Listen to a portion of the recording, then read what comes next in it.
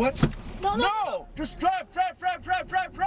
A frightening encounter on a Bay Area freeway. Tonight, a family shaken up after a man ran towards their car and tried to force his way inside while they were driving.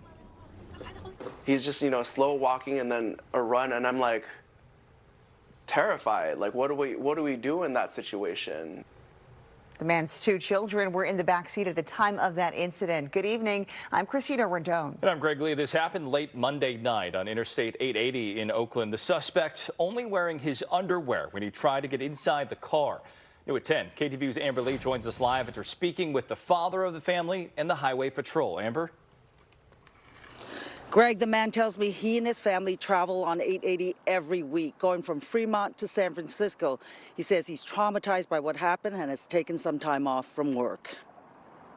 The drive home on Interstate 880 in Oakland near the 23rd Avenue exit quickly turned into a nightmare for Jonathan Tsai's family on Monday night shortly before 10 o'clock. Tsai's wife, who was driving, had pulled to a stop when she saw other cars swerving.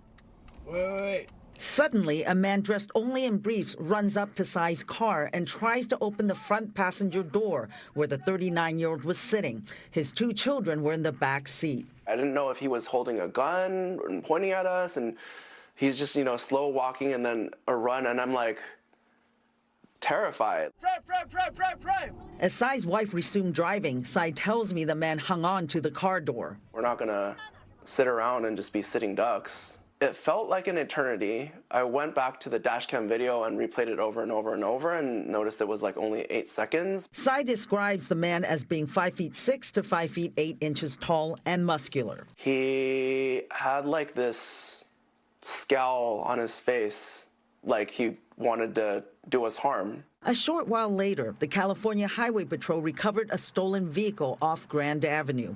CHP says a man matching the description of the suspect in Tsai's case had jumped on the hood of a vehicle, also on 880, damaged the windshield, and carjacked the vehicle when the driver got out of his car. That driver was safely picked up by his girlfriend, who had been driving in a separate vehicle.